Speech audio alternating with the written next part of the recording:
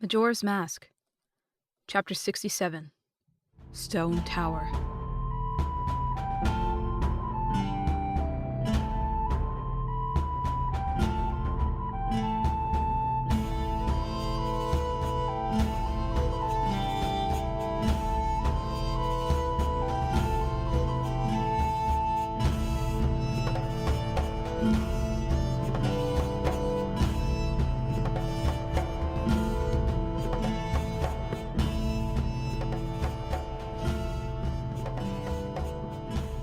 Stone Tower's front entrance was a mouth, tongue rolled out like a carpet, and dead eyes glazed over the ruin.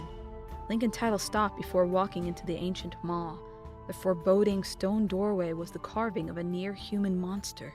The bulging eyes and mouth were stretched open in unbridled horror.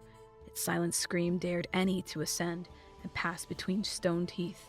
Two statues flanked the tongue ramp. They were visages of people crammed into fetal positions. Their hands and backs formed fingers, as if the giant head screaming above them wielded corpses as arms. Leading up to the terrifying artwork, they'd followed black canyon walls and floors snaking endlessly onward. The eldritch abomination sat at the base of Stone Tower, which stretched upward and behind it to scrape the sky. That better not be the statue of something real, Tattle said, gulping. Surely not, Link said, just as uneasy. That is what I imagine a demon should look like. Maybe Majora's brother or sister? Link shuddered. Let's hope Majora stays in its mask and doesn't have any family. The great stone teeth and tongue did not come alive as they walked over them. They passed harmlessly through the mouth and entered Stone Tower on the other side. The brown clay interior was rectangular, as the outside had been. Only there weren't rooms. The tower was one giant, empty shaft, running up and down with broken ledges precariously littering the way. A pattern of black squares dotted each wall like a grid, and far above, the ceiling was open to the sky. The entrance led onto one of the ledges, but the ledge simply ended. There was no walkway leading up, down, or across. Link and Tattle peered over its edge to discover the tower had no floor. In its place, an abyss led impossibly far into the earth, into stone bowels unknown to humankind. There were enough ledges at different levels to make it plausible to ascend the tower. Floating cubes of stone also filled the empty space between, levitated by unseen magic. Near the rooftop open to the sky, so far away, another elaborate bust promised a second doorway that looked like an eldritch abomination. This one, much larger, colorful and well-preserved, whereas the one they'd just passed through was worn and aged. A distant flicker danced in its wide eyes. Canyon walls stretched over the tower's open roof, arcing to form a partial ceiling. When a grumble traveled through the clay, Link watched as a massive boulder dislodged itself. The lethal rock fell, its shadow a looming threat growing larger. It crashed into one of the nearby ledges and shattered. Debris fell past Link and Tattle into the abyss. As if deadly falling rocks weren't enough, the hero heard geese flapping around the tower too. Well, Tattle said. I see Akana is not immune to deadly temple entrances. Why didn't Egos and the Grey Witch hide up there? No skeleton ever would have reached them. Can you imagine the Grey Witch hopping between platforms and dodging boulders? She could barely sit up in her chair. That rickety bag of bones has more tricks up her sleeves than she'd ever shared with us, Tattle said. How is that replica statue of hers going to help us? Bob, or whatever you named him. Ben. And I don't know, but I don't think we'll need it. Look. Link pointed to a platform slightly above them. On top of the heavy stone block was a gray tower with a grated crown. That gray rectangle thing? There are plenty of those in Hyrule, Link explained. My hookshot can latch onto the grates. Tattle glared at him skeptically. Uh-huh. Did everybody have a hookshot in Hyrule? Or did someone install hookshot towers everywhere just for you to get around? Link shrugged as he pulled his hookshot free, aimed his weapon's mechanism, and fired. The hook latched into the grate, and the extended chain pulled Link swiftly to the next ledge. He landed confidently on his feet as Tattle flew to join him. Nice, she said. Now we just have to worry about the falling boulders and bloodthirsty bat monsters. Child's play. Do you really trust that hookshot chain with your life? What if it breaks? Or if there's not enough speed to pull you across? There's no surviving that fall. Link turned the hookshot over. It's never failed me before. I just have to be careful it can actually reach where I'm trying to go. My hookshot's chain isn't endless. My long shot in Hyrule was better. Let me guess. The hookshot, but longer. Hey, I wasn't naming these things to impress anybody. It was just me using them. The first hookshot tower had only brought them a little further. It would be a long, grueling journey up. Just beside them, a thin path curved along the tower wall to reach a third ledge. The boy sighed when he realized the trail was just wide enough for the heel of his boots. Link pressed his back against the wall and carefully inched along the very narrow lip of stone. Tattle looked up nervously for boulders. Link could not do the same. He kept his head pressed backward, his feet slowly shuffling. With his old, bulky bag, this would have been impossible. You remember the last time you tried to walk a ledge like this? Tattle asked. It's been a while since I've seen her this nervous, Link thought. It chilled him a bit. It was on the way to Adawa, remember? Yep, Link said. I slipped and fell, and I ended up in a chute that led me straight to him. Which was really fortunate for us then, but... Tattle trailed off, gesturing to the gaping hole of darkness. Something tells me there won't be anything helpful down that hole. Link didn't need to look into the abyss again to agree. 10 excruciating minutes later, he stepped onto the next block, catching his breath. High five, Tiku Head! Tattle held out her hand, and Link smiled as he returned the gesture. The next block was up and along the adjacent wall as they neared one of the 4 corners. It had a hookshot tower like the one before it, and Link quickly carried himself up there, ignoring the small pain in his shoulder as he lurched off his feet again. This welcome was not as pleasant. He landed to find a familiar machine at its center. It was round and black at the bottom, narrowing upward into a bronze head. The metal orb slowly rotated in a circle. It had no limbs. It was simply a head with a single yellow eye peeking out of its shell. The eye spun in his direction as soon as he landed. Beamos. Its pupil fired a thick blue beam aimed right at Link. He rolled behind the hookshot tower he just used, and the eye turned to follow him, its beam scorching the ground along its line of sight. The blue light made a warbling, pulsing noise. It wasn't solid, like a sword, but Link knew the beam was nothing but profound heat. It would melt his flesh and leave him a blackened skeleton. Thankfully, the hookshot tower absorbed the beam's heat entirely. Link remained crouched behind it as the Beamos fired its weapon into the stone uselessly. It could not peer around the tower since it had no legs, so Link was safe. After a few moments of pouring endless heat into Link's cover, the blue beam shut off, and the Beamos' head went back to spinning in slow circles. These creatures were not effective hunters, but they could guard a perimeter easily. Tattle crouched with Link behind the tower. Is that thing alive? Some sort of metal monster? It's a Beamos, Link said. And the only things I care about are its weaknesses. An arrow and a bomb. Right. Tattle said, a little disappointed. Another mindless killing machine with no culture. Link peered around his cover. The Beamos was thankfully halfway through its spin and looking the other way. He watched its speed carefully, returning to hide when its pupil threatened to pass over him. The boy notched one of his 20 arrows and counted until it faced him next. Ready? Tattle asked. Ready, Link said. He spun out just as the Beamos' eyes passed by. Its yellow pupil widened to fire the blue beam, but Link's arrow found it first. The light exploded, reducing the entire creature to scrap metal. Always aim for the eye, the boy said, as the lifeless head rolled into the abyss. Always? Tattle inquired. Blinding creatures will always kill them, right? In my experience, Link said as he stowed his bow. Most living things have a large, exposed eye, so they can be easily killed. At least in Hyrule. Don't ask me why. Well, Tattle replied. I've got a feeling we're not in Hyrule anymore, Toto. Link raised an eyebrow. Is that supposed to mean something? Tattle gasped. You mean you've never read The Sorcerer of Maz?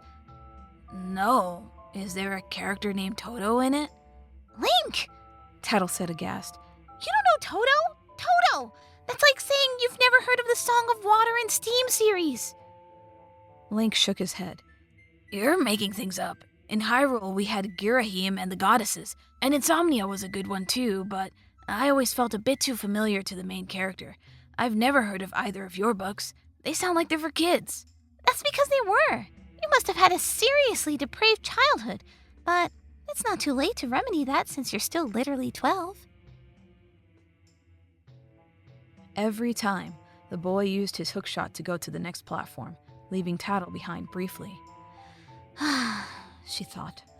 She'd fly to catch him, only to find him battling another Beamos or Keese. But this time, Link landed safely on his feet and found no monsters.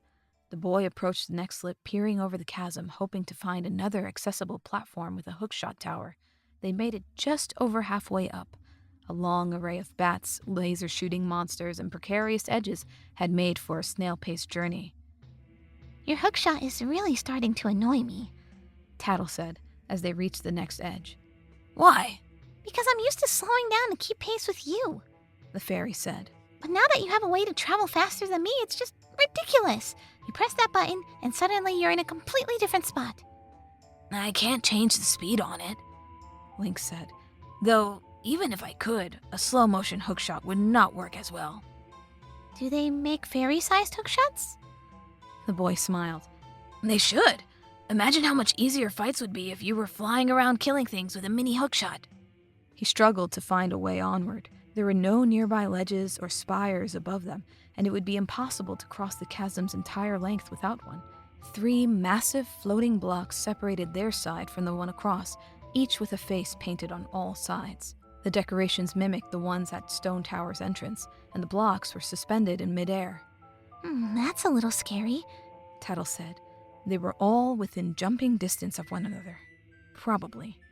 Nothing we haven't done before, Link said, eyeing the jump. Heavy blocks of stone definitely shouldn't just float like that. What if it falls? She thought. That would be a rather anticlimactic and tragic end to such a long adventure, especially so close to the end. Stop worrying, she told herself, watching as the boy prepared himself. It won't come to an end here. Tattle restrained herself from cautioning him further as Link leapt. He hardly managed to land on the block closest to him. He stumbled when he landed, barely catching his balance. The fairy held her breath as she followed, watching him take the second and third jumps. Each leap forced him to risk falling hundreds of feet and shattering his spine on a ledge below, or missing them all and descending into the dark pit where unknown horrors thrived in darkness. Neither one became a reality. Link landed on the ledge attached to the western wall, catching his breath as Tattle joined him. I know we've been through a lot, Tattle said. But I don't think anything will ever be as stressful as you leaping over ledges, which I feel like you do way too much. You should start a charity, Link said, smiling. Term enough for bridges. That way no one will have to hop or fly from place to place anymore. It's not my fault there are precarious ledges everywhere. Termina for bridges? That's actually not a bad idea. We can start that up after the demon slaying and door opening businesses take off. Link's smile faltered at some hidden thought, but he turned to the next thin ledge rather than speak it aloud. He'd have to sidle along a tiny precipice again, but it was a little wider than the ones before. It cut steeply upward, eventually leading to a platform much higher on the wall. Its contents were hidden, but Link inched his way upward nonetheless. Tattle followed. There's something we haven't talked about yet, Link said. His boots shuffled along the dirt, knocking pebbles into the chasm. Really? Tattle thought. More to talk about? Surely they'd had enough emotional breakdowns to air out all possible secrets. So much keeps happening, she realized. Our minds can't keep up. With each tragedy and death, more layers of repressed feelings were woven into their subconsciouses. And what might that be? She said, only slightly dreading it. He paused as if struggling to find the right words. The fierce deity. Oh. Of all the conversations surrounding the carnage before the music box house, they'd mostly moved on from that one. Is that what we've decided to call it? It fits, especially when thinking about what it made me do, what it can still do. What is there left to say about it? The Skull Kid's dead, Link said. Even if a new Skull Kid appears next cycle, I still won't have a connection with him if my scar takes over again. Now, whenever it activates, I'm in my own head, and I can't control it. I can't make it go away. Tattle turned those words over carefully. So we should avoid it and fear it even more than before? Her blackened arm was still stiff and not all that useful anymore. The pain returned in waves, but nothing would ever rival that first day of excruciating agony. Nothing except another encounter with the fierce deity. That thought made her blood run cold. I'm not so sure, Link said. We both know that dark magic isn't the only thing in my scar. The Great Fairy confirmed that, and the masked salesman's scar only killed him because it was 100% Majora. Mine is different. There's light mixed with the dark. That's what makes it so powerful. Link, I don't care how much light is a part of that monster, she said. It's the most terrifying thing in the world to see you turn. She paused, choosing her next words carefully. Are you trying to say that you want to use it? Trigger it on purpose so you can understand it. I can't believe after everything that happened you would... I haven't forgotten anything that happened, he replied abruptly. He almost fell from the thin ledge, catching his balance just in time. Link recomposed himself before continuing, and Tattle realized she let the words tumble out. Best not make him burst into tears while he's sidling over a cliff. But even though I did all those awful things last time, Link said, there was still something buried deep within all of the rage, like a still pond in the middle of a storm. But I couldn't quite tap into it, and I was confused because I'd never been trapped in the fierce deity before, and Epona had just died. Then Zelda showed up.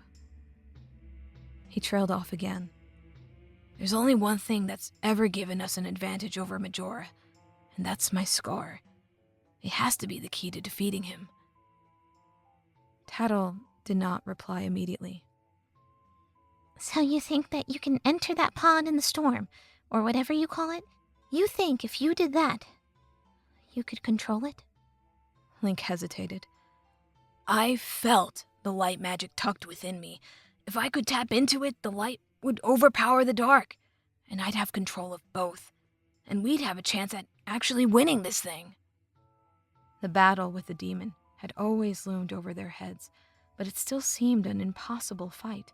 Relying on the giants to end an omnipotent force of evil all on their own was unwise. We have to start planning for it, Tattle thought. Link preferred to go on nerve alone, but this time, it seemed he understood just how dire the stakes were. He wouldn't suggest using the scar if there were better options. He's scared, Tattle thought. She was, too. I see what you're saying, Tattle replied. And I think you're partially right, but the risks of tapping into that thing at all are so huge. I know, Link said. I could lose control and end up doing something horrible. Remember in the Great Fairy Fountain? Tattle said. You almost corrupted that entire place and yourself. If you stay as the fierce deity too long... She paused. Then you might turn into a demon too.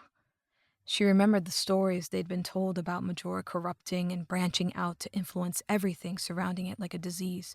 Corruption was its primary tactic. Link's expression fell. So you think it's a bad idea? I'm just trying to be practical. I know you are, Link, she said. But we still have time to think of another plan. Although she wasn't sure. Even without Dark Link or the Skull Kid chasing them anymore, Tattle felt they had less time than ever. Link stepped off the ledge onto the next block. It was blank and empty. Another was above them, and to the right was a spire on top. The boy smiled. Would you be offended if I hookshot it again? Tattle returned the smile. Of course not. I'll get over myself. Link zipped to the platform above, and Tattle followed. They were met quickly by a rotating eye and a Beamos' blue light. The creature hardly wasted any time finding them, but Link was swifter. He leapt behind the hookshot tower for cover. Tattle watched as he reached into his bag for the bow. He smiled as he notched an arrow, and the fairy returned it. As soon as the beam stopped, he went to attack, but a shadow swept over them, blotting out the sun. Tattle saw a boulder coming straight for them. She screamed, unable to do anything but fly from its path. Link stumbled to his feet, half falling as he ran, but he reached the block's edge with nowhere to go, so he jumped. The rock exploded when it crashed into the spire, sending debris everywhere.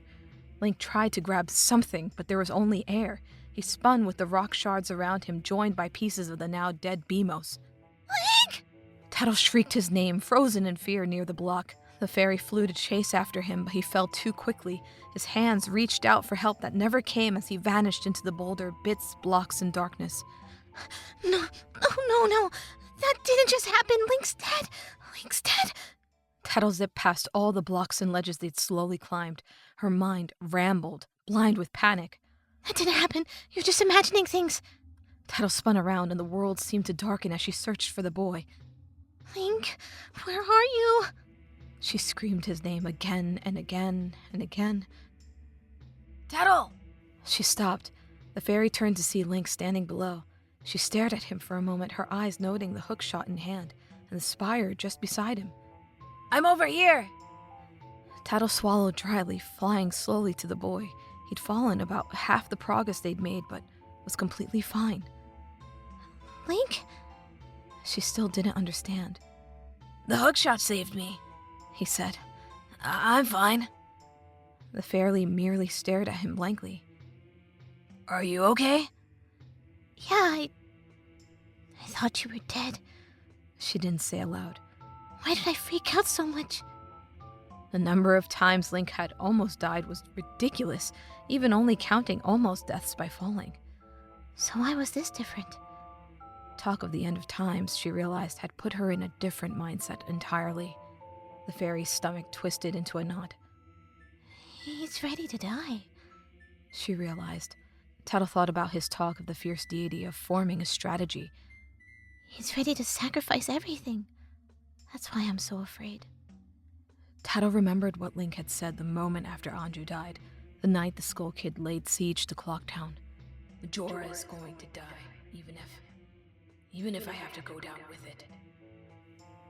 I'm fine, Link repeated, a half smile still on his face. Tattle swallowed again, nodding. Of course. Yeah, sorry. I just freaked out a little bit. One of us has to be the nervous Nehru, you know? She tried to clear her head, flying back to Link's side. What's not okay, Link said, looking up, is going up through all of that again. And so, Tattle pushed her disturbing thoughts away, and the fairy and boy retraced their steps back to the top of Stone Tower. They used the same tactics, even as they had less Beamos and keys to deal with.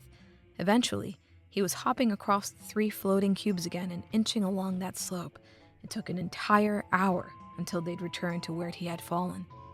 The platform was covered in rock and bits of Beamos now, but thankfully, the boy and fairy had not become more victims. Mere minutes later, their cumbersome journey up the temple's tower was complete. The final platform was bigger than all the ones before it, stretching out until it reached a large rectangular slab. 3 pressure switches were evenly distributed on top. Beyond them, there was an uncrossable gap separating them from what Tattle guessed was the main entrance, the stone door. Decorative faces had been a theme their entire time in Ikon Canyon, but this was the crowning achievement. The head was wide and incredibly massive. 2 deep pits existed in place of eyes, with a fire crackling in each one. Circles, half-moons, and lines of red, white, green, and brown flashed across its stone surface, all leading to the gaping mouth. A doorway was lined with painted fake teeth, and a red stone tongue rolled out to form a ramp leading inside. 2 towers flanked the head-shaped entrance, decorated with imagery of bodies stacked in a pile. Thankfully, not in real. It was all set before more sprawling canyon walls and below the sky's descending sun. There was no spire on the other side, nor any floating blocks. There wasn't a way upwards since they'd reached the top, and the leap across was far too vast.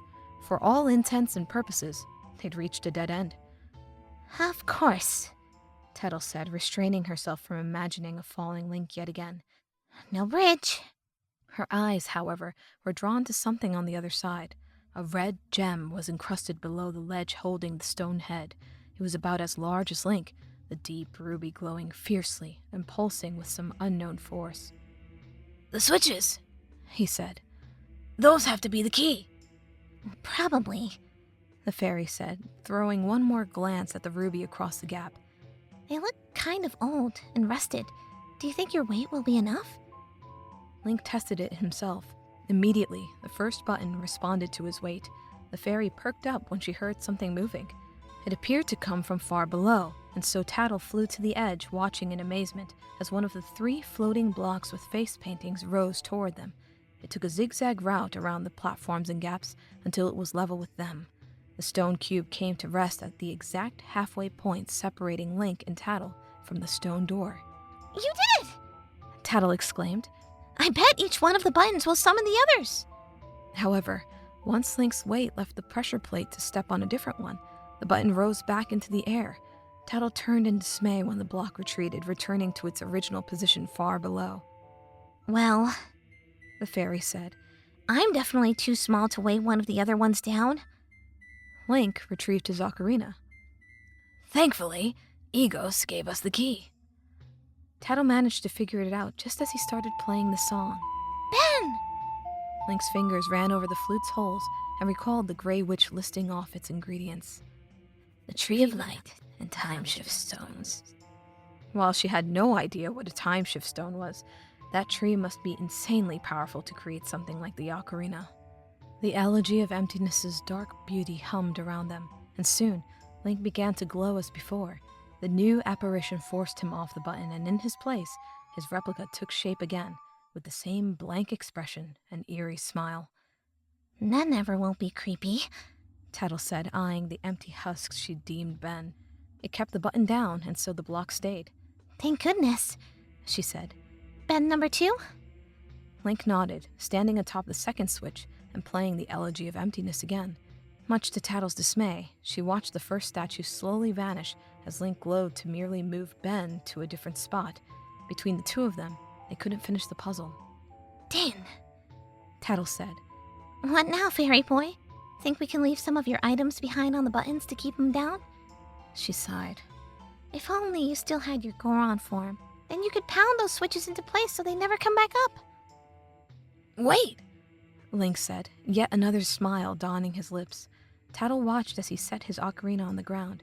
He applied his Deku Scrub mask and became a small wooden creature with a snout. Deku scrubbed Link, bent to retrieve his instrument. I always think of the swamp when I see him in that form, she thought. Things had been so much simpler back in those days. We didn't even know Termina was a realm of shadows then. The Deku Scrub hopped onto the original button and played the song just as beautifully as the human had. This time, when Link glowed, he was shoved off to leave behind an equally eerie and vacantly expressioned statue, except one that was not a human. The Deku Scrub kept the weight down, and his human statue remained. Next was the Zora mask. As soon as the statue of Mikau remained on the final button, the boy became a human and walked up to the ledge with his fairy, watching as the final block floated to complete the path of stepping stones. The 3 statues remained behind them, as did the way forward. Well, that was an exhausting ordeal, Tattle said. I definitely preferred the temple rising out of the swamp and waking the giant turtle. Or putting the Goron to sleep, Link added. The fairy always forgot she'd missed an entire temple. Thoughts about that particular point in time made her think of someone else. Are you sure you're ready for this, Link? Of course, the boy said. Temples are my specialty now. Sure.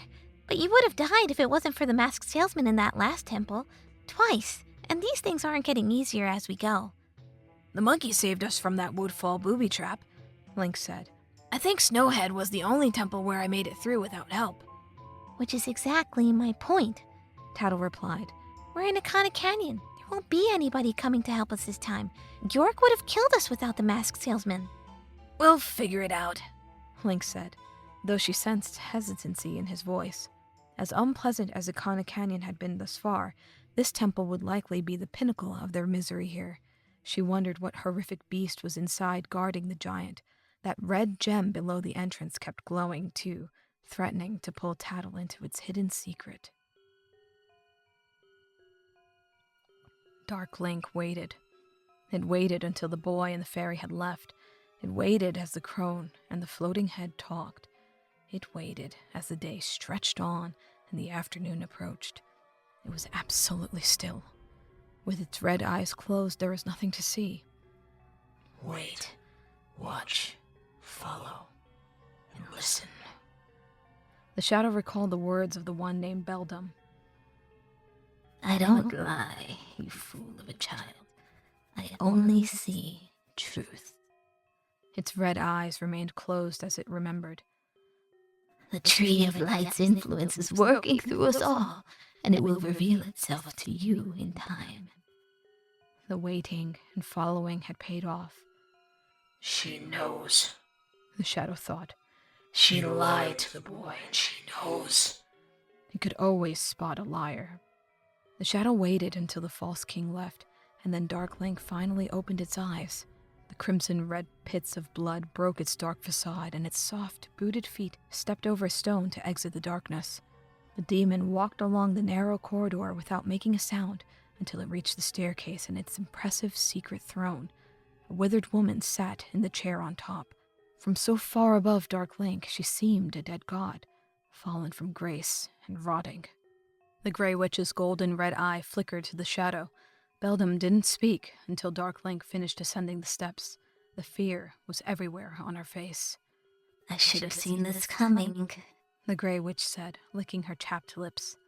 There was no one else in the room with them. She knew what came next. A hero's shadow is never far behind. You will tell me where the tree is, Dark Link said. The knowledge eludes me, the Grey Witch replied. Surely you overheard me say the same to Termina's noble heroes? You see truth, but speak only lies. Your putrid tongue's empty words will bleed against my steel. They cannot save you.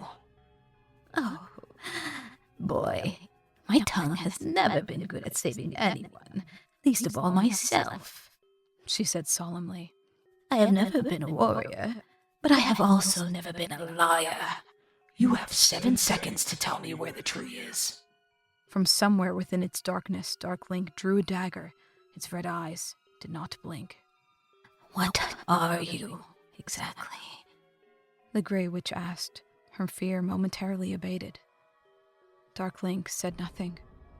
Do you know? Do you need an all-seeing eye to tell you? It kept counting, weapon at the ready. You are a mindless servant, carrying out the will of a superior being. Does that not irk you? You simply follow your orders and serve the great Majora. That's your sole purpose. And if you took even a second to look inward, what would you find? Emptiness, I wager. You would go mad, realizing you have no greater purpose, that you lack the capacity to even imagine one. All you can do is obey, and without duty, all that would remain to contemplate would be oblivion. The Grey Witch cackled, finding the confidence to shift taller in her chair. The inhabitants of this realm are accused of being shadows, but you're the only real shadow. There's no basis to your existence other than to follow orders. Dark Link merely stood, staring blankly. Her smile widened. Or maybe that's not the case. Why else would we still be having this lovely chat? Unless there was something in that wonderful head of yours to be bothered by my words, my truth. Beldam crossed her legs in victory. The shadow became aware of itself again, appalled that the dagger had lowered to its side. My 7 seconds have been over for a while now, so I pose this question to you again, Shadow. What are you, exactly? At first, Dark Link only blinked. Then, the shadow leapt to the chair. The dagger rose and fell, plunging in and out of the Grey Witch's chest. The feeble woman shuddered beneath the steel, wrenched repeatedly into her body. The fragile skin parted like water, and Beldam shook beneath the steel's certainty. Her single red eye shuddered in abject terror as Dark Link kept stabbing and stabbing and stabbing.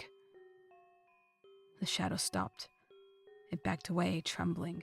Blood covered its hands and arms. The Grey Witch lay slumped in her chair, legs dangling at awkward angles. Blood ran behind him like a thin waterfall along the staircase. Darklink's boots splashed in its crimson depths as he stepped back. All that followed was silence. A killer, Darklink said. I like to kill. That's what I am. A killer. The shadow realized it did feel something other than a will to obey. A will to kill. Darklink turned around and walked down the staircase, its ankles and legs splattered in gore. I can kill the boy. Majora had given the command to do that, after all. It knew exactly where to wait for him. Kill the boy, kill the fairy, and then the tree will reveal itself to you. Darklink disappeared into the narrow hallway, leaving the Grey Witch to lie in her bloody throne.